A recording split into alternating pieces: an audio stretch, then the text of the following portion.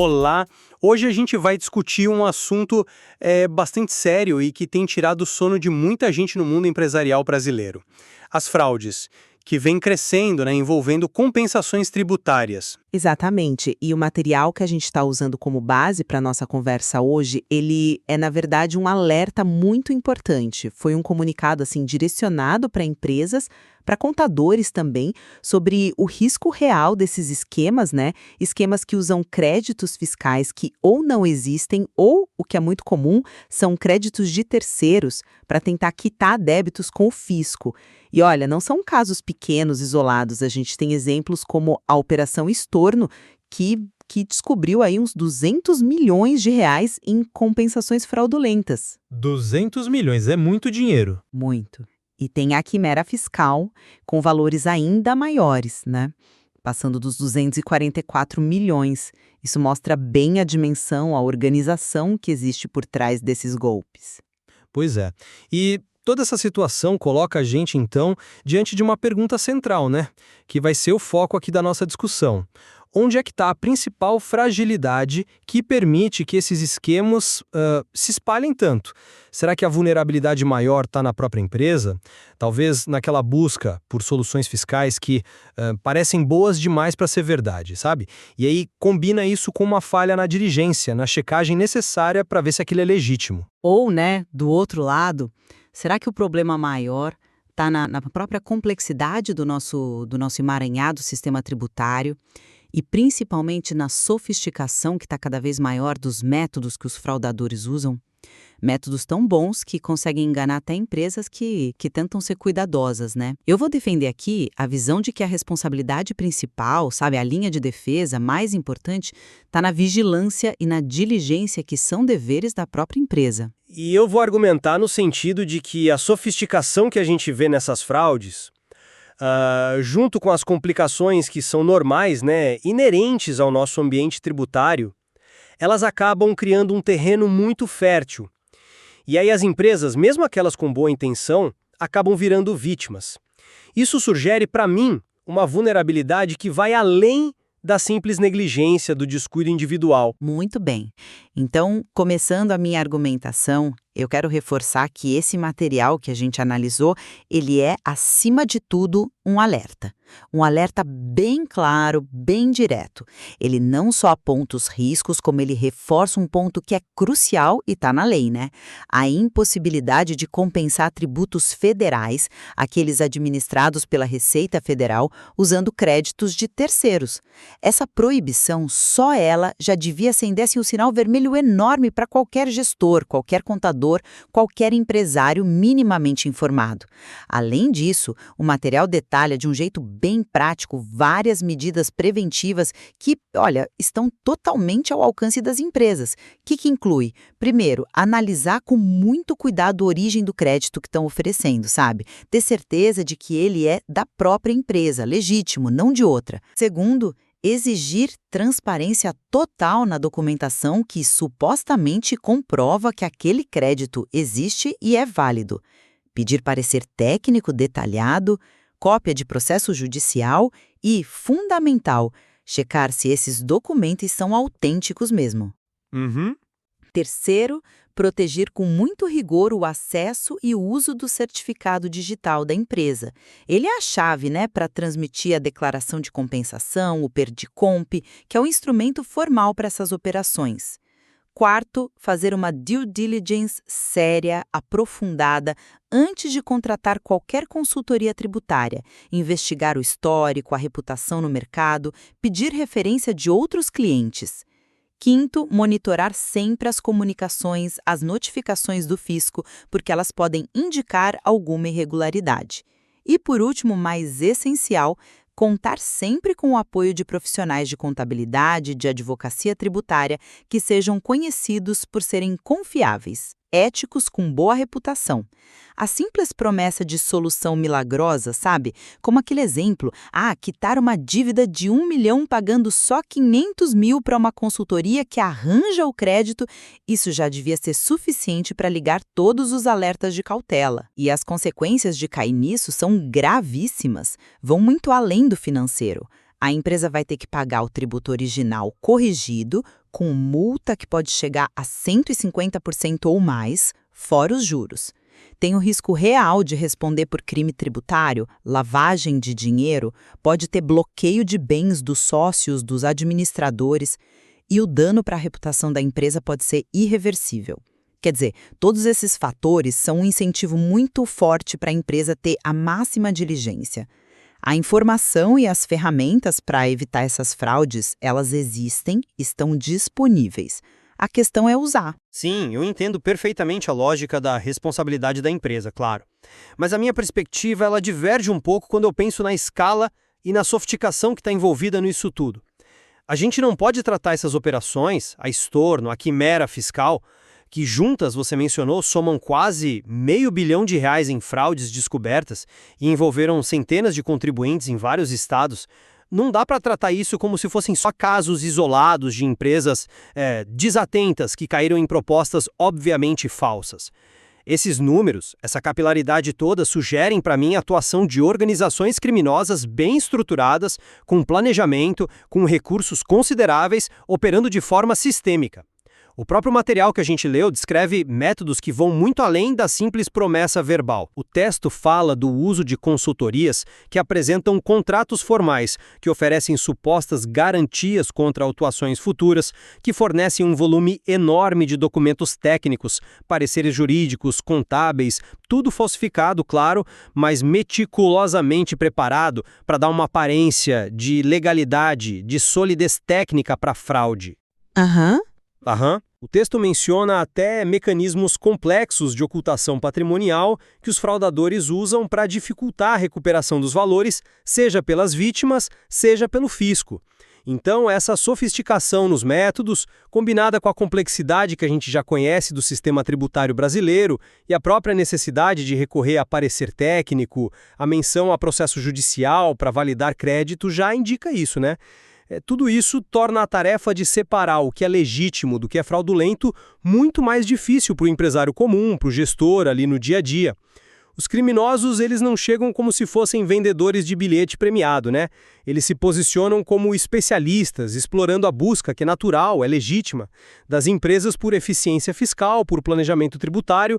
Eles embalam a fraude como se fosse uma estrutura tributária arrojada, uma tese jurídica inovadora ou uma oportunidade que surgiu de alguma brecha legal complexa. A linha que separa uma estratégia tributária agressiva, mas ainda dentro da lei, de uma fraude bem feita, ela pode ficar perigosamente fina quando a apresentação é feita com tanta aparência de profissionalismo, de base técnica. Nesse contexto, eu tendo a ver as empresas envolvidas mais como vítimas de crimes bem elaborados do que como agentes que foram primariamente negligentes ou, pior, coniventes. Natureza da oferta. Eu insisto que propostas que prometem, sei lá, reduzir dívida fiscal pela metade ou ter vantagens que são completamente desproporcionais usando créditos de origem duvidosa, elas carregam nelas mesmas a marca da suspeita. Uma empresa que sequer considera ir adiante com uma oferta dessas já demonstra, na minha visão, uma certa predisposição a buscar atalhos, a aceitar um nível de risco que beira a imprudência, se não for conivência mesmo.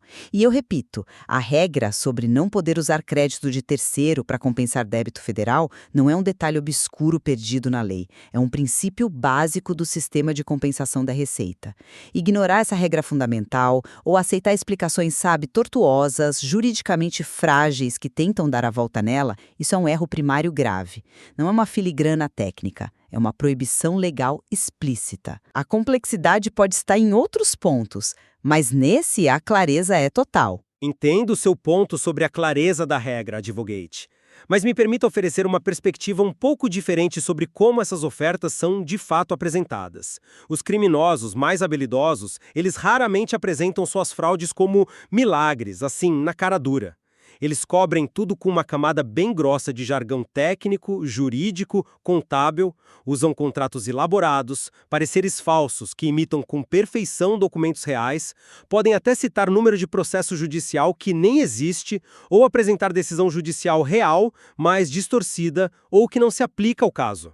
A sofisticação está justamente aí, em mascarar a ilegalidade principal, que é usar crédito inexistente ou de terceiro sob a aparência de uma engenharia tributária complexa, mas viável. Sente na jurisprudência ou um aproveitamento de crédito escritural validado judicialmente. A empresa que acaba caindo no golpe não é necessariamente aquela que busca o milagre fácil, mas talvez aquela que acredita que encontrou uma solução altamente especializada, oferecida por supostos experts, para aliviar a carga tributária dela dentro de um sistema que todo mundo percebe como excessivamente caro e complexo. A fraude é vendida como expertise, não como mágica, entende? O que nos leva direto para o segundo ponto crítico, a eficácia da due diligence. O material que a gente está discutindo é bem claro ao listar os passos que a empresa tem que seguir. Verificar a origem real do crédito. É meu ou é de outro? Exigir e analisar a documentação que comprova, processos, pareceres, checar a autenticidade desses documentos lá na fonte primária, tribunal, órgão público. Investigar a fundo o histórico, a reputação da consultoria que está oferecendo a solução.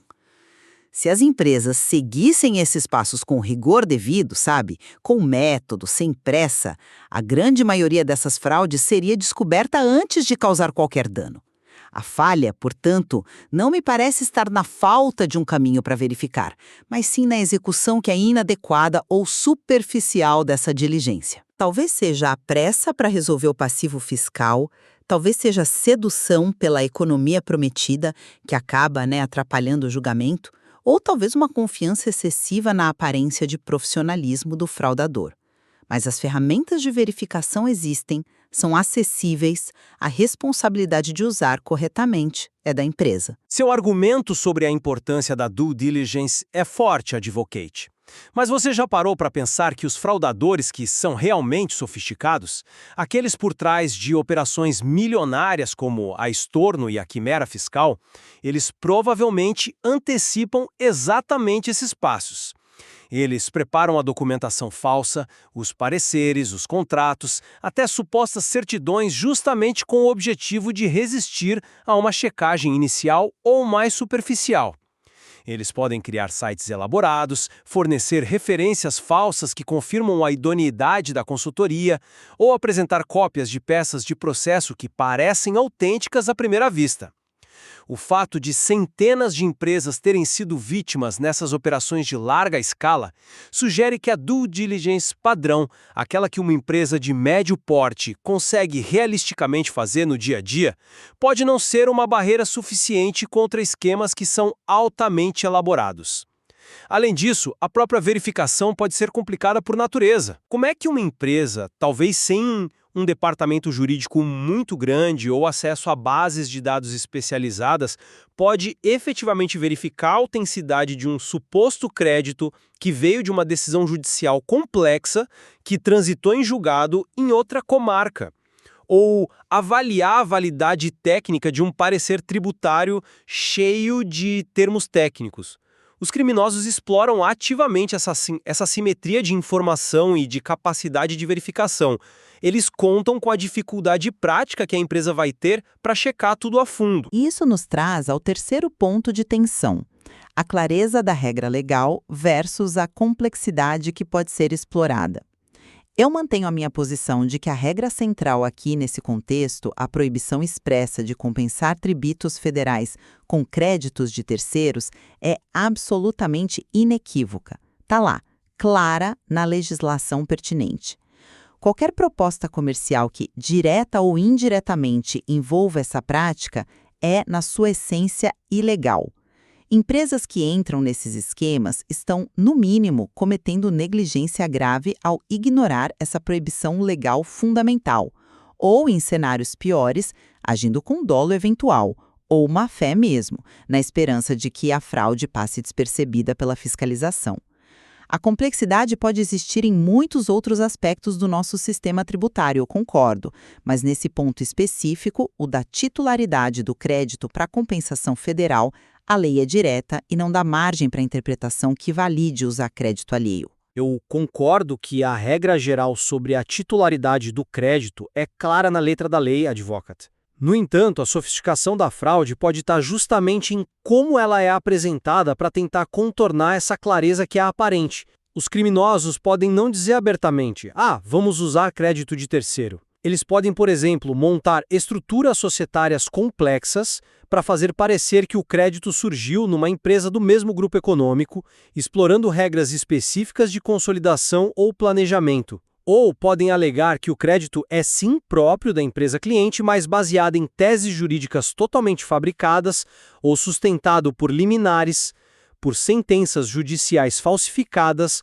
ou obtidas de forma fraudulenta. Complexidade que eles exploram não é só a da regra não use crédito de terceiro, mas a complexidade que existe na verificação da origem, da titularidade real e, principalmente, da validade jurídica e econômica daquele crédito específico que está sendo oferecido. A navegação pelas formalidades do PERDICOMP, a interpretação de decisão judicial, que pode ser longa e técnica, a validação de cálculo de atualização de crédito, tudo isso envolve camadas de complexidade que os fraudadores usam para construir uma ilusão de legitimidade, fazendo parecer que o crédito é válido e é próprio, explorando brechas na compreensão ou na capacidade técnica de verificação por parte da empresa. A fraude se esconde nos detalhes da suposta comprovação do crédito, entende? O que nos leva finalmente ao papel dos assessores profissionais, contadores, advogados, consultores, nosso quarto ponto. O material é muito claro ao recomendar enfaticamente que as empresas se cerquem de profissionais e firmas de consultoria que sejam confiáveis, com reputação sólida e histórico comprovado no mercado. Uma empresa que busque ativamente contrata um profissional ou uma consultoria com essas características dificilmente vai receber uma proposta para entrar num esquema fraudulento de compensação. Profissionais sérios que prezam pela ética, pela reputação, simplesmente não se envolvem nesse tipo de operação ilegal e de altíssimo risco. Me parece muito mais provável que as empresas que acabam caindo nesses golpes tenham talvez procurado ativamente por consultorias milagreiras ou por profissionais com reputação duvidosa, justamente por estarem buscando aquela solução mágica e realista que os assessores sérios corretamente se recusarem a oferecer. A escolha do assessor, portanto, já pode ser vista como um reflexo importante do nível de diligência da empresa e do seu apetite por riscos que não são razoáveis. Com todo respeito, advocate, essa visão não me convence totalmente. Embora escolher assessores de boa reputação seja, sem dúvida, uma medida de proteção fundamental, a gente não pode descartar por completo a possibilidade de que, em esquemas de fraude extremamente bem elaborados com documentação forjada de altíssima qualidade, uma narrativa jurídica complexa e convincente e talvez até a cooptação de algum intermediário, mesmo profissionais inicialmente bem intencionados possam ser enganados, pelo menos num primeiro momento.